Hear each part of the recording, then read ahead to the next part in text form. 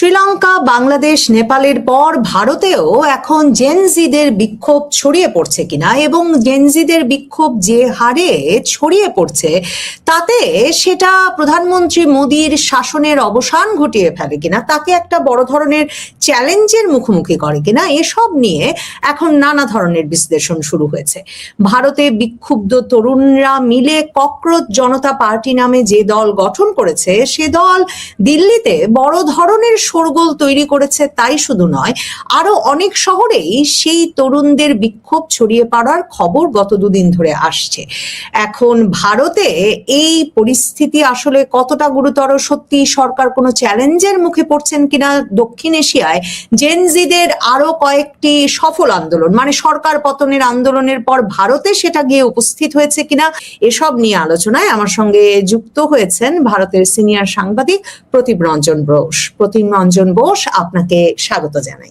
ভারতে ককরোচ জনতা পার্টির যে আন্দোলন, জেনজিদের যে আন্দোলন শুরু হলো, মানে শুরু তো হয়েছে বেশ কিছুদিন হলো, কিন্তু এখন যে একটা গুরুতর পর্যায়ে গেল দিল্লিতে, এটা আসলে প্রধানমন্ত্রী মোদী তার সরকারের জন্য কতটা চ্যালেঞ্জ?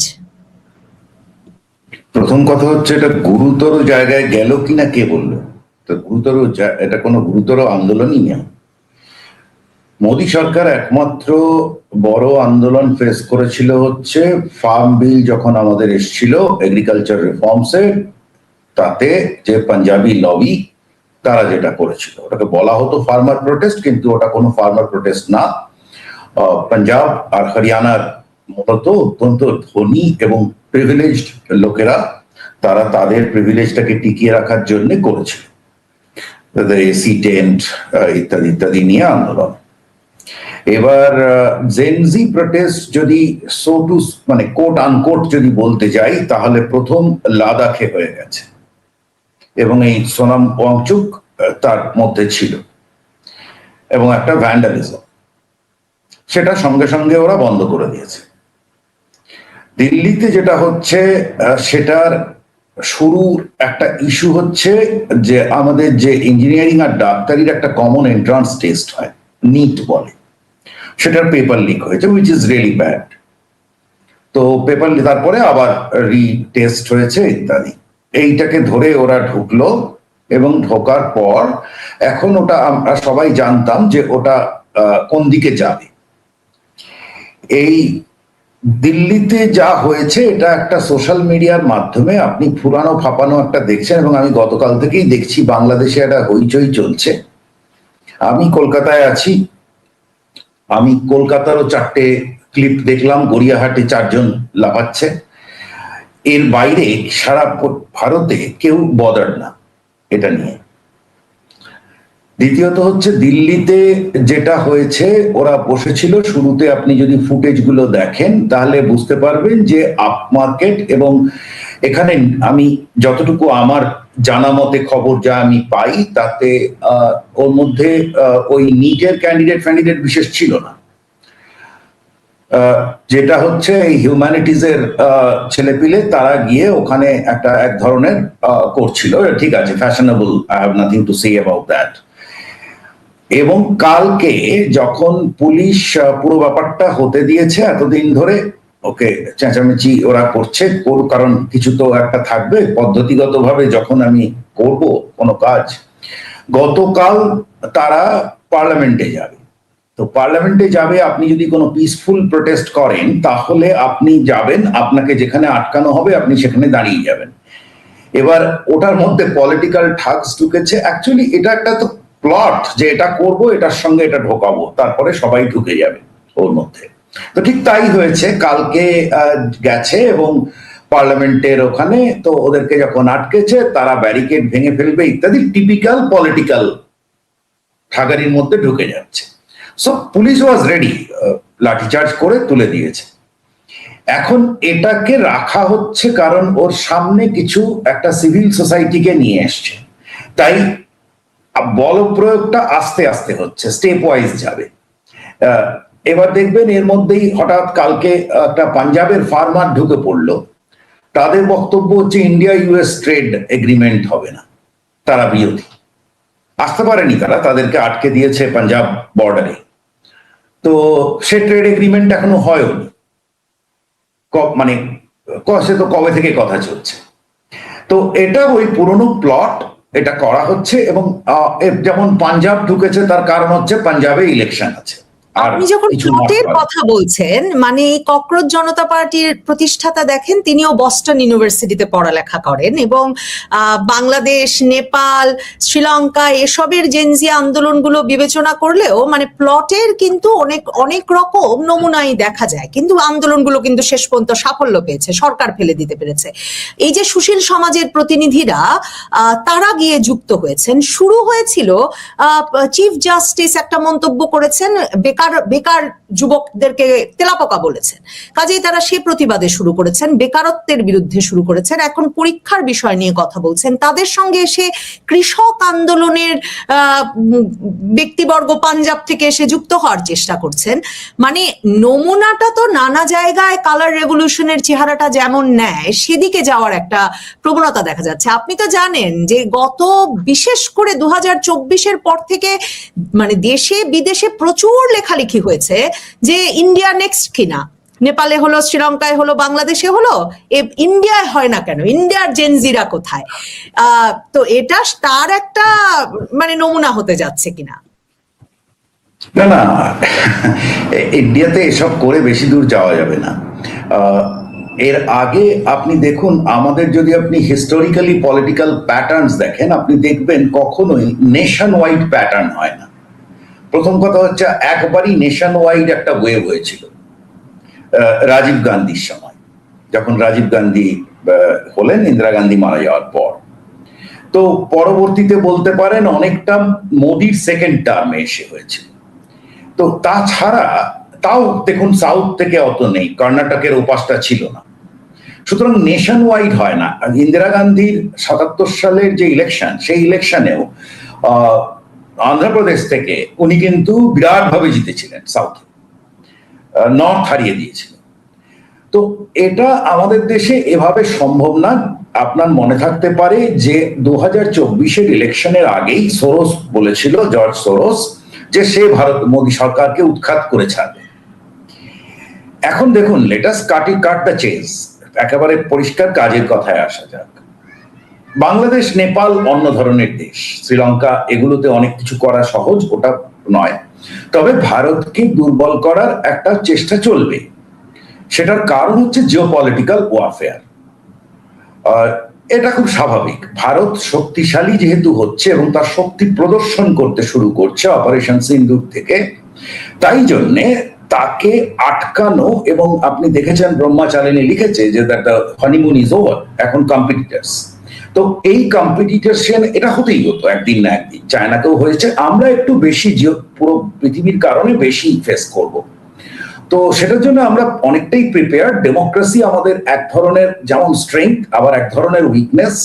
তো তার সূত্র ধরে এই জিনিসগুলো হবে। এগুলোকে একটা লোক বস্টন থেকে হঠাৎ চলে এলো আর সঙ্গে সঙ্গে হই হই করে একদল ছেলে পিলে চলে এলো, গোটা ব্যাপারটা রূপকথার মতো না। আপনি ভাবুন না, একটা রাজনীতিবিদের একটা তার ফিল্ড তৈরি করতে, তার অ্যাকসেপ্টেন্স তৈরি করতে কতদিন লাগে।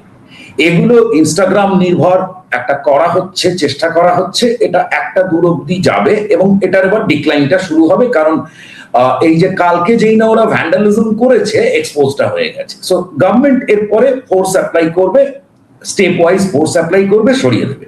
ও বেশি দূর যেতে পারবে না এটা।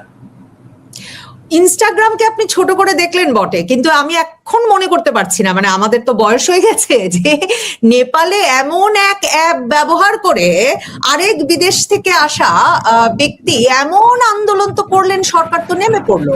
এবং মানে এই ঘটনাগুলো এভাবে ঘটতে পারে এবং দাবিগুলো বদলে যায়, এবং ওই যে নানা শহরে নানা সময় তখন এসব পার্টির নাম দিয়ে ছড়িয়ে পড়তে পারে। সেটা তো বোধহয় বিজেপি সরকারও এক রকমের আঁচ করতে পারছেন, এবং আপনি যে বলছেন জর্জ সোরোস আছেন, কিংবা ভারতের শক্তিমত্তা কমিয়ে আনতে এক রকমের জিওপলিটিক্যাল চেষ্টা শুরু হয়েছে, ব্রহ্মচালানির মতো লোক লিখছেন সেসব কারণে মোদী সরকারও তো সাড়া দিল অবশেষে। এখন এই যে মানে মোদী সরকারের স্বাস্থ্যমন্ত্রী তাদের সঙ্গে আলাপ করলেন, প্রধানমন্ত্রী মোদী বলেছেন যে পরীক্ষার ব্যবস্থা একেবারে শতভাগ মানে ফুলপ্রুফ হতে হবে, নিশ্চিতভাবেই সেটা তো হতে হবেই। তো এই বিষয়টা গুরুতর হওয়ার সেটাও একটা লক্ষণ কিনা, যে সরকার যেভাবে সাড়া দিচ্ছে। আর মার্কিন ডিপ স্টেট তো অনেক সময়ই এমন ভাবে কাজ করতে থাকে যে কাজ অনেক সময় মার্কিন যুক্তরাষ্ট্রের সঙ্গে দ্বিপাক্ষিক সম্পর্কে হয়তো টের পাওয়া যায় না। ওদের যেমন ওদের ডিপ স্টেট অফকোর্স বেশি এফিশিয়েন্ট, কিন্তু আমাদেরও তো ডিপ স্টেট আছে। সুতরাং এত ব্যাপারটা এত সহজ নয়। আমি অনেক কিছুই দেখতে পাই, অনেক কিছু সম্পর্কে কিছু কিছু জিনিস নিয়ে, যেহেতু জিওপলিটিক্স নিয়ে ডিল করি, তাই অনেক জিনিসকে দেখতে পাই, অনেক কিছুর সঙ্গে যোগাযোগ থাকে।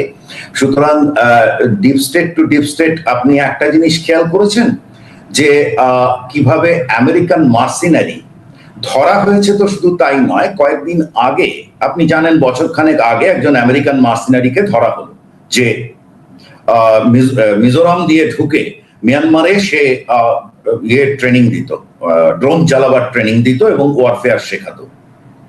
সে 2 বছর ধরে যাচ্ছিল, 2 বছর ধরে যাওয়ার পর তাকে ধরা হলো। তার মানে 2 বছর ধরে ফাইল রেডি করা হয়েছে।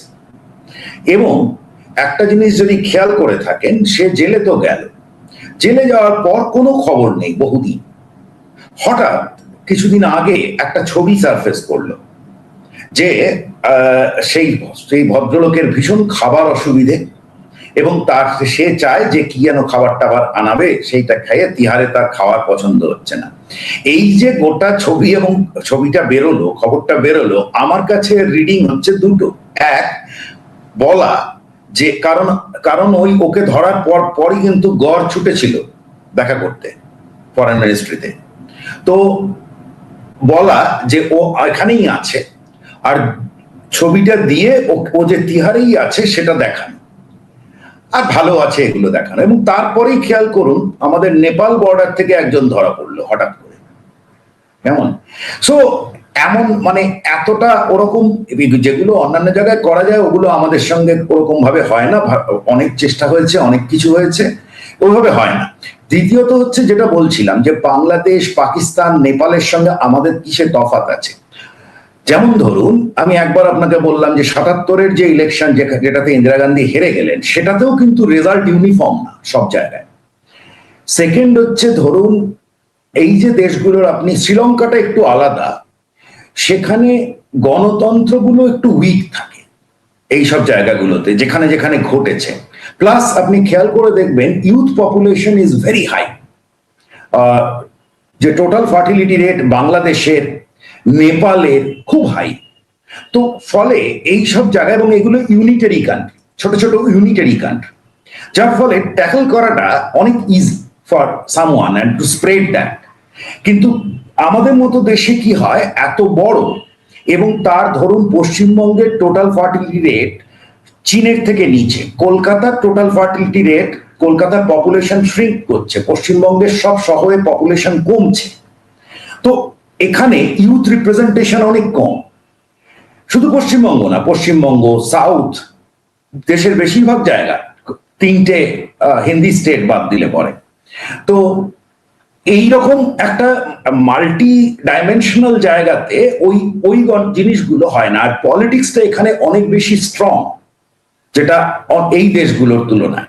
দেখবেন এটার পর কি হবে, এটার পর একটা চেষ্টা করা হবে এটার থ্রুতে একটু নাক গলিয়ে বলা এইখানে ডেমোক্রেসি নেই। এবং আমার দেশে আসলে গোটা ঘটনাটা কিসে ঘটছে জানেন? সেটা হচ্ছে যে সেটা কংগ্রেস, ভারতবর্ষে কি হয়েছে, বিজেপি এমন ভাবে উঠে এসছে যে সেই 60-এর দশকে ছিল, 60-70-এর দশক অব্দি ছিল একচেটিয়া কংগ্রেস। তো তারপরে স্প্লিন্টার হতে হতে হতে হতে কংগ্রেস গেল এক সময় শুকিয়ে, বিজেপি উঠে এসে দেশ জুড়ে হয়ে গেল। এখন 28টা না 29টা রাজ্যের ভেতর 20টাতে বিজেপি, 21টাতে বিজেপি। এই যে কংগ্রেস তার জায়গাটা কিছুতে তৈরি করতে পারছে না। উচিত হচ্ছে বিজেপি কংগ্রেস হবে। কংগ্রেসের রাজনীতি, অপোজিশন রাজনীতিটা যেহেতু খারাপ হয়ে গেছে, যার ফলে অপোজিশন রাজনীতি এই ধরনের আনকনস্টিটিউশনাল ফোর্সের ওপর ডিপেন্ড করছে। এবং আমি সরাসরি কংগ্রেসকে দোষ দিচ্ছি। আপনার মনে থাকতে পারে যে কানাইয়া কুমার, এবং যেটাকে আমাদের এখানে লুজলি বলা হয় টুকরে টুকরে গ্যাং, কেমন, তো সেই জেএনইউ থেকে আপনি দেখবেন এরা এন্ড করলো কোথায়? কংগ্রেসে। কংগ্রেস ভারতবর্ষের সব থেকে পুরনো ন্যাশনালিস্ট দল। এই জায়গাটা থেকে যদি একটু বাংলাদেশে যাই, যে সত্যি তো মানে আমরা যখন বড় হয়েছি কংগ্রেসই ভারতের একমাত্র দল, মানে সেটাই মানে সারা ভারত, সর্বভারতীয় একমাত্র দল। সেখান থেকে কংগ্রেসের আসলে কোনো পরিসরই আর বাকি নাই। এরকম একটা পরিস্থিতিতে আপনি বলছেন আসলে মানে ভারতের গণতান্ত্রিক পরিস্থিতিটাতেও সেটার একটা চাপ পড়ছে, যে একটা সক্রিয় বিরোধী দল নাই।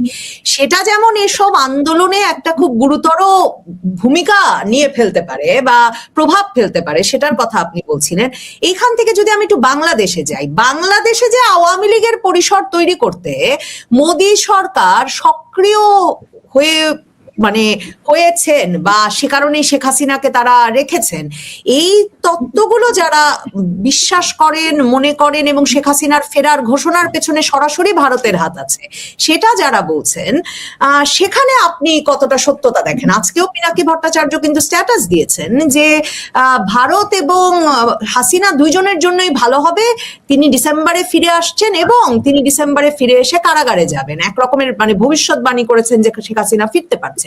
শেখ হাসিনা তো নিশ্চয়ই ভারতের সমর্থন ছাড়া এমন একটা ঘোষণা দেন নাই। ভারতের সেই অবস্থানে ভারতের রাজনৈতিক পরিস্থিতিটা টালমাটাল হয়ে গেলে কোনো পরিবর্তন চলে আসতে পারে কিনা? না না, প্রথম মানে সামহাউ আমি জানি না বাংলাদেশে বা কোথাও একটা বিশ্বাস আছে যে টালমাটাল হয়ে যাবে। আমাদের মানে আমাদের এখানে বিশ্বাস করুন, আমাদের এখানে এটা নিয়ে আমরা শুরু থেকেই কনসার্ন থাকবো, কি হচ্ছে না সেটা অন্য প্রশ্ন, কিন্তু এটা নিয়ে কোনো টালমাটাল হওয়ার কোনো পরিস্থিতিই নেই। মানে আমি বলছি তো যে ফার্মার অ্যাজিটেশনে যদি ধরুন on a scale of 10 agitational ইন্টেন্সিটিতে অন আ স্কেল অফ 10 ধরুন ফার্মার অ্যাজিটেশন যদি 7 কিংবা 8 হয়, তাহলে এটা 2 কি 2.5, এর দুটোর মানে এর কোনো অ্যাজিটেশনাল জায়গায় নেই। আর ভারতবর্ষে এই ধরনের জিনিস যদি হয়, হতে পারে, আমি কোনো কিছু তো একেবারে বলা যায় না, কিন্তু এইটুকু বলতে পারি এই ধরনের কোনো জিনিস ভারতবর্ষে কোনোদিন হয়নি। যদি এরকম কোনো একটা ঘটনা ঘটে, সেটা খুবই নতুন ব্যাপার হবে। ভারতের অতীত যত রকমের পলিটিক্যাল ট্রেন্ডস আছে, যা যা হিউম্যান ইন্ডিকেটার্স আছে, সব কটাকে ডিফাই করতে হবে।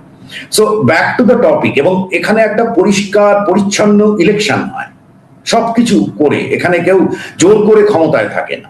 সুতরাং আমি যেটা অপোজিশন সম্পর্কে বলেছি, সেটা অপোজিশন যে তারা যে পলিটিক্সটা করবে সেই এটা তাদের অযোগ্যতা, যার ফলে অপোজিশন আনকনস্টিটিউশনাল ফোর্সকে দিয়ে দিচ্ছে গিয়ে ওই ওর মধ্যে ওই কি নাম ককরোচ পার্টির মধ্যে তারা ঢুকে পড়ছে, হুইচ ইজ মানে এটা ফালতু। যে তোমার নিজের ক্ষমতা নেই, তুমি অন্য ভাড়াটে গুন্ডা করে তুমি করতে যাচ্ছ। এবার এখানের সঙ্গে বাংলাদেশে কি হবে অ্যাবাউট হাসিনা এবং ইন্ডিয়া? প্রথম কথা হচ্ছে বাংলাদেশ দুটো দেশ, সরাসরি দুটো দেশ। আমি অনেক দিন ধরে ট্র্যাক করেছি এবং আমার ধারণা 15 বছর 10 বছর আগেও একটু অন্যরকম ছিল, যে না এখানে ইকোনমিক ডেভেলপমেন্ট হবে এবং দেশটা তৈরি হবে, নেশন বিল্ডিং হবে ইত্যাদি। আমি এখন খুব কনফিডেন্ট এটা একটা দেশই নয়, এটা দুটো দেশ। কেমন, এই নেশন বিল্ডিংই হয়নি, এটা হওয়ার অসম্ভব ব্যাপার। আমি আজকেও একটা ক্লিপ দেখছিলাম যেখানে একজন বলছেন যে আমরা যদি পাকিস্তানের সঙ্গে থাকতাম তাহলে কত সুবিধে হতো। এখন আমাদের এখানে কেউ ওপেনলি এসে আমরা যদি ইংরেজের কলোনি হতাম তাহলে কত সুবিধে হতো যদি বলে, সে গালাগালি খাবেই খাবে। কেমন, তো সুতরাং এমনি মুখের কথায় বলছেন, বাড়িতে বলছেন, সেটা অন্য প্রশ্ন। তো বাংলাদেশ দুটো দেশ, এক দল পাকিস্তানের সঙ্গে যেতে চায়, এক দল পাকিস্তান হতে চায়, আর এক দল হয়তোবা হতে চায় না। কেমন, কারণ এরকম একটা পরিস্থিতি। সেই জায়গা থেকে বাংলাদেশকে ব্যালেন্সে, বাংলাদেশের পলিটিক্যাল ব্যালেন্স রাখতে গেলে পরে আওয়ামী লীগ ছাড়া গতি নেই। আমি কিন্তু আপনাকে আবারও বলছি, 2 বছর আগেও 3 বছর আগেও আমি কিন্তু মনে করতাম যে আওয়ামী লীগ কেন, আমরা মানে অন্যান্য যে দলগুলো আছে তাদেরকে দেখা যাক। হ্যাঁ, even I was open to Jamaat. আমার তো কিছু এসে যায় না, আমি তো আউটসাইডার, আমি তো ডিল করব বিজনেসের মতো। কিন্তু আমরা যে 24টা হলো সেটা আমার চোখ খুলে দিল যে বাংলাদেশটা কিন্তু দেশ নয়, এখানে পুরো দুটো ভাগ। তো এইটা যদি হয়, এবার দেশটাকে ভেঙে দুটুকরো করার দায়িত্ব, একে তুমি এখানে বসো ওখানে বসো এরকম, এটা তো হতে পারে না। তাহলে এই দেশটা যদি কোন রকম একটা পলিটিক্যাল ব্যালেন্সে থাকতে হয় তাহলে আওয়ামী লীগকে থাকতেই হবে। এবং অফকোর্স আমার যেহেতু লক্ষ্য দেশটা ব্যালেন্সড থাকুক, আমার এটাই লক্ষ্য যে দেশটা মানে মারামারি কাটাকাটি না হোক, এরা একটা জায়গায় থাকুক। মানে আমি বলতে চাইছি একটা আফগানিস্তান হয়ে যাক কি পাকিস্তান যেন না হয়। পাকিস্তান অফকোর্স করতে দেওয়া হোক, মানে আমরা কোনোভাবে করতে দিতে চাইবো না, সব রকম ফোর্স অ্যাপ্লাই হবে যাতে না হয়। তো সুতরাং সেটা করার জন্য এখানে Awami League as a balancing force দরকার।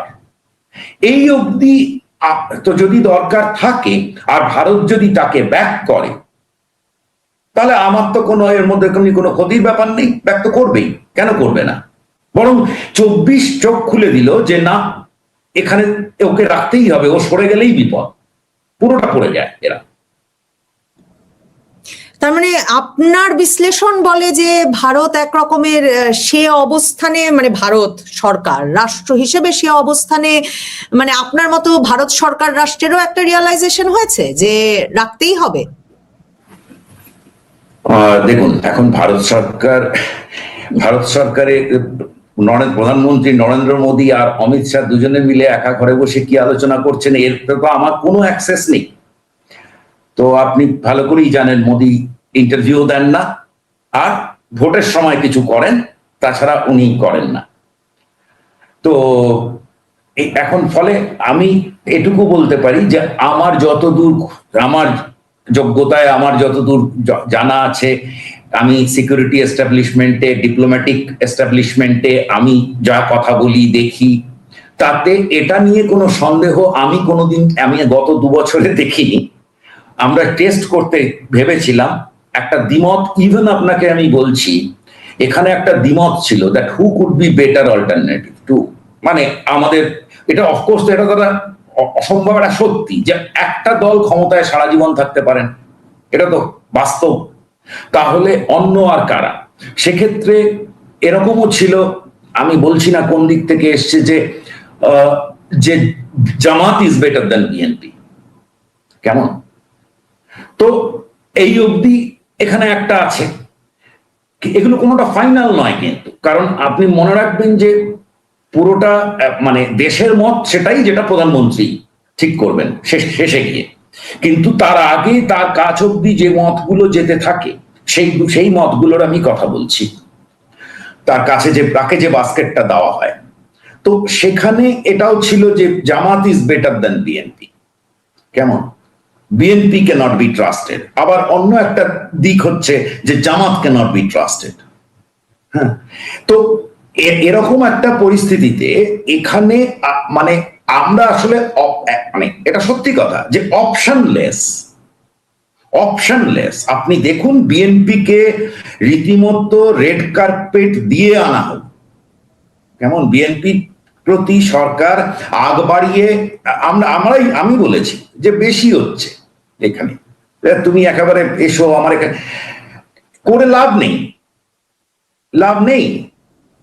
এইটাই হচ্ছে আপনার কি মনে হয় ভারতের যে অপশন নাই এই ব্যালেন্সে রাখা ছাড়া, কিংবা ভারতের যে আসলে বাংলাদেশকে পাকিস্তান হয়ে যেতে দেওয়ার সুযোগ নাই, আপনি তো খুব স্পষ্ট করে আজকে বললেন, সেই অপশনলেস মানে নিরুপায় সিচুয়েশনটা কি ভারত মার্কিন যুক্তরাষ্ট্রকে বোঝাতে পেরেছে, কিংবা বিশ্বের অন্য পরাশক্তিগুলোকে বোঝাতে পেরেছে?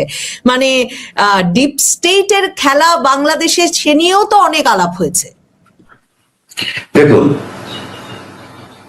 হয়তো আপনি যেভাবে জিওপলিটিক্সকে দেখেন আর আমি যেভাবে জিওপলিটিক্সকে দেখি, এই দুটোর মধ্যে একটা তফাৎ হচ্ছে।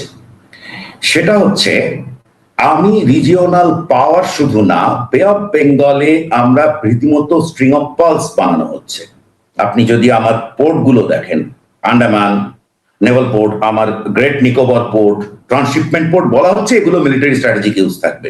করতে করতে গিয়ে মালাক্কান স্ট্রেইটে সাবাং ইন্দোনেশিয়ার সঙ্গে, কেমন লাক্ষাদ্বীপেও একই কাজ করছি আমরা। তো আর কেরালাতে শুরু হয়ে গেছে ট্রান্সশিপমেন্ট পোর্ট, সুতরাং ডিপসি পোর্ট গুলো। তো এই যে গোটা জিনিসটা হচ্ছে, তার মানে বে অফ বেঙ্গলকে আমরা ম্যাসিভলি প্রোটেক্ট করতে চাইছি মিলিটারি, কেমন। তো এবার আমেরিকা এসছে, আমেরিকার একটা ইন্টারেস্ট আছে, চায়নারও একটা ইন্টারেস্ট আছে। চায়নার ইন্টারেস্ট কি আছে এটা সবাই জানে, যে মালাক্কান স্ট্রেটটা যেহেতু ইন্ডিয়ার দখলে থাকে ওই জায়গাটা, তাই জন্যে এই আরেকটা রাস্তা খোলা, ওদিকে একটা গাদার পোর্ট খুলেছে, ইত্যাদি, এগুলো এলিমেন্টারি। এখন প্রশ্নটা হচ্ছে যে অন্যরা এসে করবে, ভারত এর সঙ্গে ল্যাজুড়ের মতো, একবারে এর সঙ্গে ল্যাজুড়ের মতো, ওর সঙ্গে ল্যাজুড়ের মতো হয়ে চলবে, ব্যাপারটা এরকম নয়। কিন্তু আপনি দেখুন 71 সালে আমরা কিভাবে রাশিয়ার সঙ্গে ডিল মানে এগ্রিমেন্টে চলে এসে এবং আমেরিকার বিরুদ্ধে চলে গেছি। সেটা 71 সালের ভারত করেছে, সে তখন তার পভার্টি লেভেল ছিল 55% প্লাস, কেমন। এটা আরেকটা ভারত। তো এই সুতরাং সে কিন্তু ওভাবে ছাড়বে না, আর সেটা অন্যরাও জানে, অন্যরাও সেটা জানে। এবং সে কারণেই ধরুন ইন্দোনেশিয়া কেন ভারতের সঙ্গে টাই আপ করছে, স্ট্র্যাটেজিক টাই আপ করছে, বা অস্ট্রেলিয়া কেন ভারতের সঙ্গে আসছে, জাপান কেন ভারতের সঙ্গে থাকে। আপনার বাংলাদেশে তো জাপানও খুব ইম্পর্টেন্ট, তো জাপান তো ভারতের সঙ্গে রয়েছে, আপনি দেখুন না কত ইনভেস্টমেন্ট করছে, নর্থ ইস্টে করছে, এখানে করছে। তো ব্যাপারগুলো এভাবে হবে না। সব যে কেউ বললো ওখানে গিয়ে আমি চলে যাব, সে যতই শক্তিমান হোক, কিন্তু এটা আমারও শক্তির জায়গা, তাই জন্যে শেষ অব্দি এখানে দর কষাকষি হতে থাকবে একটা, কেমন। যদি দর কষাকষি না, তাতে ধরুন দর কষাকষিতে হলো না, একটা উদাহরণ দিয়ে আমি আপনার এই গোটা আলোচনাটাকে শেষ করছি। ভারতের শত্রু দেশকে এক কথায় পাকিস্তান, এক কথায়। তো পাকিস্তানকে তো আমেরিকা প্রপ আপ করেছে, প্রচুর টাকা দিয়েছে এক সময়, আফগানিস্তানে যুদ্ধ করো, সেই টাকা দিয়ে পাকিস্তান ভারতে টেরোরিজম করেছে, ওরা চোখ বুজে থেকেছে। এমনকি অপারেশন সিন্দুর অত্যন্ত সাকসেসফুল, তারপরও সেটাকে ন্যারেটিভ চেঞ্জ করছে, কারণ ও F-16টা টেররের এগেনস্টে ব্যবহার করার কথা, সেটা ইন্ডিয়ার এগেনস্টে করেছে। অনেক রকমের গন্ডগোল আছে। কিন্তু দেখুন এত কিছু করে ওদের নিউক্লিয়ার হেড গুলো আমেরিকা প্রোটেকশনে থাকে ওখানে, এত কিছু করে ইন্ডিয়ার মিসাইল মারা বন্ধ করা গেছে কি? যায়নি। পাকিস্তানটা জ্বলছে, বন্ধ হয়েছে। সুতরাং এরকম নয় যে এটা হলে ওটা, ওটা হলে ওটা, ওটা হলে এর সঙ্গে যাবে, ওটা নয়। It's not a small country and it's a powerful nation. তো ওভাবে হবে না ব্যাপারগুলো। অসংখ্য ধন্যবাদ প্রতিম রঞ্জন বোস। আমার মনে হয় খুব স্পষ্ট করে আপনি আসলে এই কৌশলগুলোর বর্ণনা দিলেন। অনেক ধন্যবাদ। ধন্যবাদ দর্শক যারা সঙ্গে ছিলেন।